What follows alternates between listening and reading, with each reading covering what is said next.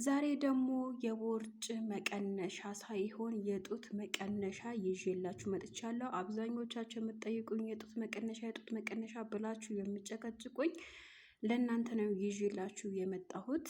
አሰላሙ አለይኩም ወራህመቱላሂ ወበረካቱ። ሰላም ጤና ይስጥልኝ። በመላው ዓለም ለምትገኙ የኡሙ አይመን ቤተሰቦች እንዴት ናችሁ? ደህና ናችሁ ወይ?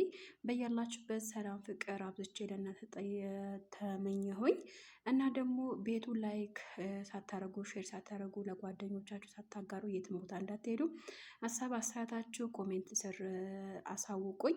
ፈለጋችሁ መጠየቅ ትችላላችሁ። ከተመቸኝ እመልስላችኋለሁ። ደግሞ እየመለስኩላችሁም ነው። ግን እባካችሁ ላይክ እያደረጋችሁ ሼር እያደረጋችሁ ለውሰው ተደራሽነት እንዲኖረው በአክብሮትና በትህትና ጠይቃለሁኝ። ወደ ነበርኩበት ወይም ደግሞ ወደ መጣሁበት ጉዳይ ለማብራራት እገደዳለሁኝ። አንዳንድ እህቶች ኧረ ቶሎ ቶሎ በይ ወሬውን አታሟዡ እና ወሬውን አታብዡ፣ ወሬ አታብዢ፣ ስራሽን ስሪ የምትሉኝ እኔ ግዴታ ለእናንተ የማስረዳት ግዴታ የለብኝም። በነገራችን ላይ አንዳንድ ሰዎች መታችሁ እኔን ቅስም ለመስበር የምትታገሉ ሰዎች ማለት ነው። ወላሂ እኔ መናገር አቅቶኝ ሳይሆን አይቼ እንዳላየ እያሳለፍኳችሁ ነው ማለት ነው። እና አሁን አንዳንድ እህቶች አሉ ከ110 ማለት ነው። ወላሂ የምላችሁ ነገር እኔ ወሬ አላበዛሁም እያብራራሁ ነው ያለሁት። እና አንቺ ወሬ ታበዣለች፣ ምን ወሬ ታበዣለች? ወደ መጣሽበት ጉዳይ አትገቢም እንዴ? በቶሎ አስረጂን። እኛ ስራ ፈት ያንቺ ስራ ፈት ቁጭ ብለን የምናዳምጥ መሰለሽ? አታዳምጭኝ። እኔ እኮ በግድ አዳምጭኝ እኮ አላልኩሽም። እና በጣም እየገረማችሁ ነው ያላችሁት አንዳንድ ሰዎች ማለት ነው። ወይም ደግሞ አንዳንድ እህቶች ይህን ያክል ምን ብበድላችሁ ነው እኔ እያስረዳኋችሁ፣ እናንተ ደግሞ ቅስም ለመስበር አትሮጡ ማለት ነው። ወደ መጣሁበት ጉዳይ ስምጣ እዚህ ጋር አሁን አብዛኛው ነገር ጡት ከሙን ያጠፋል ወይ ላላችሁኝ በደንብ ነው የሚያጠፋው። እንደውም ጡት የሌላችሁ ሰዎች አትጠቀሙት ብዬ ብዙ ቪዲዮ ሰርቼ ነበረ። እናንተ ማዳመጥ አለማዳመጥ የእናንተ ፋንታ ነው። አታዳምጡም ሲጀመር ማለት ነው። ስለዛ ጡት ከሙን በደንብ ነው የሚያጠፋው። ግን ከሙን ብዙ አይነት እንትኖች አሉት፣ ከለራቶች አሉት። ወደ ሰማይ እንትን ወደ ቅጠላማ የሚያደላ ከሙን ሳይሆን እሱ ሰኑት ነው። እሱ ነገ እሰራላችኋለሁ። ሰኑት እና ከሙን ምን አይነት ልዩነት እንዳላቸው ማለት ነው። እና ለዛም እኔ ላስጠንቅቃችሁ እወዳለሁኝ። አሁን እናንተ ከሙን ብላችሁ የምትጠቀሙት አንዳንዶቻችሁ ሰኑት ልትጠቀሙ ትችላላችሁ። ሰኑት ማለት ደግሞ የሆድ ህመም ካለባችሁ፣ የወር አበባ ከመጣባችሁ እንዲያወርድላችሁ ምናምን እሱ በጣም አሪፍ ነው። ከሙን ሰኑት የሚባለው ብትጠቀሙት ማለት ነው። ነገር ግን አያከሳም። ዝም ብሎ የወር አበባ ምናምን ከመጣባችሁ ህመም ምናምን ካለባችሁ ህመማችሁ ይቀንስላችኋል። አንደኛ። ሁለተኛ ነገር ደግሞ በደንብ ደም እንዲፈስ ይረዳዋል ማለት ነው። እና ደግሞ አሁን እዚህ ጋር የማሳያችሁ ከሙን፣ ይሄው ከሙን ማለት ይሄ ነው በፍሬው ማለት ነው። የተፈጨውም ይሄውላችሁ፣ ይሄ በፍሬው ነው። ይሄ ከሙን በፍሬው ነው። ገብቷችኋል? የተፈጨውም ደግሞ እዛ ጋር አለ። ግን ውዶቼ እዚህ ጋር ማወቅ ያለባችሁ ነገር የተፈጨ ከሙን ከሱቅ ገዝታችሁ ሳይሆን እንደዚህ ፍሬውን ነው አምጥታችሁ ማዘጋጀት ያለባችሁ። ገብቷችኋል? ይሄ የተፈጨው ከሙን ነው። ይሄ የተፈጨ ከሙን ይሄንን ይመስላል። እና ደግሞ እናንተ በራሳችሁ አዘጋጅታችሁ አጥባችሁ አድርቃችሁ ነው እንጂ መፍጨት ያለባችሁ። የተፈጨው ከሙን እንዳትገዙ። ምክንያቱም የተፈጨው ከሙን የተለያየ ቅመማ ቅመም፣ ፍልፍል አስወጥ፣ የተለያየ ቅመም ሊኖረው ይችላል። ያ የተለያየ ቅመም ከኖረው ደግሞ የእናንተ ለጤናችሁ ጥሩ አይደለም። ስለዛ ምንድነው ማድረግ ያለባችሁ እናንተ አሁንም የራሳችሁ ያዘጋጃችሁት መሆን አለበት ከሙኑ ማለት ነው። እና ደግሞ ሰውነት ይቀንሳል ወይ ሙሉ ሰውነት ይቀንሳል ወይ 100% ይቀንሳል። ግን ጡት የሌላችሁ ሰዎች አትጠቀሙት። ምክንያቱም ጡት ያላችሁ ከሌላችሁ ድፍ ነው የሚያደርገው፣ እንደ ወንድ ነው የሚያደርጋችሁ። ያ ስለሆነ ተጠቀሙት። ይህንን በጣም አሪፍ ነው አጠቃቀሙ። ስቴፕ ባይ ስቴፕ አስረዳችኋለሁኝ። እናንተ ተከታተሉ። ላይክ ማድረጋችሁ ሼር ማድረጋችሁ አትርሱ ማለት ነው። እዚህ ጋር አሁን ከሙን አለኝ። አንድ ማንኪያ ከሙን አድርጌ መጀመሪያ ላይ ከሙኑ በደንብ ነው የማጥበው። አጥቤ ካደረቅኩት በኋላ ነው እጄ ላይ ማስገባው። ገብቷቸዋል? ዝም ብዬ አይደለም፣ ልክ ከሱቅ እንደመጣልኝ አይደለም አንተክትኬ የምጠጣው። ምክንያቱም ብዙ ቆሻሻ ሊኖርበት ስለሚችል እኔ እንትን አልጠጣም። ያኔ ዝም ብዬ አልጠጣም። በደንብ እንትን ካልኩት በኋላ ነው እንደዚህ።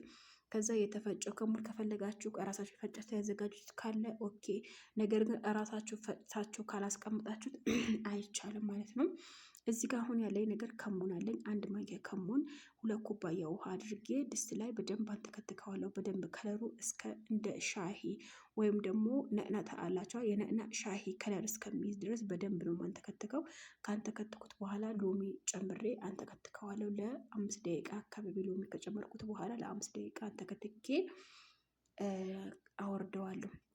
ካወረኩት በኋላ ትንሽ አሰል ካላችሁ መጨመር ትችላላችሁ። አሰል ከሌላችሁ መጨመር ከሌላችሁ ችግር የለውም። ነገር ግን ለበለጠ እንዳይመራችሁ እናንተ መራራ አለው እና ደግሞ የማቅለሽለሽ ስሜትም ስላለው ለዛ እናንተ ማሩ ይጠቅማችኋል ብዬ ነው እንጂ ማሩ ግዴታ አይደለም ማለት ነው። የውፍረት መቀነሻ ግዴታ አይደለም ማለት ነው።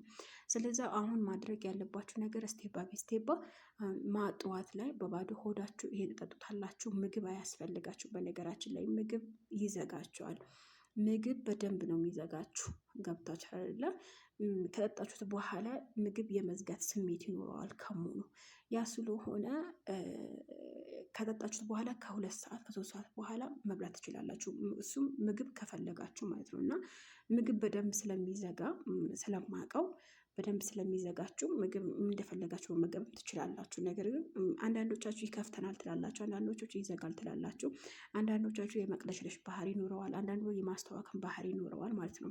አንዳንዶቻችሁ ደግሞ ሽንት ቤት የሚያስሮጣችሁ ማለት። ነገር ግን ሽንት ቤት የሚያስሮጣው በጣም አሪፍ ነው። ምክንያቱም ቶሎ ቶሎ ሽንት መሽናት ራሱ አንድ የውፍረት መቀነሻ ቡድን ነው ስለሆነ ማለት ነው። እና ፎከስ ማድረግ ያለባችሁ ነገር ጠዋት ይሄ ከጠጣችሁ በኋላ ማታ ላይ ደግሞ ከመተኛታችሁ በፊት ከመተኛታችሁ 1 ሰዓት ሊቀራችሁ ሲል በእንደዚሁ አይነት ወይም ደግሞ የተፈጨው የፈላ ውሃ አድርጋችሁ ግማሽ ሎሚ አድርጋችሁ ግማሽ ሎሚ የተፈጨው ከሙን አድርጋችሁ በጥብጣችሁ መጠቀም ትችላላችሁ። አይ ይሄ አንተክተከን እንጠቀማለን የምትሉ ከሆነ እንደፈለጋችሁ መጠቀም ትችላላችሁ። ነገር ግን እናንተ ጊዜ ከሌላችሁ ሰዓት ከሌላችሁ ምንድነው የምታደርጉት ውዶችዬ? የጡት መቀነሻ ነው። ኦኬ። ስለዛ አሁን እንደገና ማታ ላይ ከ1 ሰዓት ለመተኛት 1 ሰዓት ሲቀራችሁ ምንድነው የምታደርጉት? የተፈጨ ከሙን 1 ማንኪያ በትልቁ ኩባያ አድርጋችሁ ማለት ነው። አዳምጡ በትክክል የተፈጨ 1 ማንኪያ ከሙን እና ደግሞ ግማሽ ሎሚ አድርጋችሁ በጥብጣችሁ ለ2 ደቂቃ አስቀምጡት። ከደናችሁ እንዲበስልላችሁ በደንብ በፈላ ውሃ ነው ማድረግ ያለባችሁ። ከዛ በኋላ ከከደናችሁ ከ2 ደቂቃ በኋላ መጠቀም ትችላላችሁ። ጠጥቱና ግን እራት እንዳበሉ። እራት ዝግት ነው የሚያደርጋችሁ። ጠዋት ከሙኑ ከጠጣችሁ በኋላ ምግብ በእርግጠኝነት አያስፈልጋችሁም። እኔ እንደዛ ነው ስለሆንኩ ስጠቀመው ስጠቀም እኔ ምግብ አያስፈልገኝም፣ ምግብ ይዘጋኛል። ሁሉም ሰው ያው እንደ ሁሉም ሰው አንድ አይነት ላይሆን ይችላል። ነገር ግን በበለጠ ብዙዎቻቸው ምግብ ስለሚዘጋኝ ምግብ ይዘጋል ምናምን ስለምትሉኝ ነውና፣ ስለዛ መጠቀም ያለባችሁ ነገር በደንብ አድርጋችሁ ተጠቀሙ።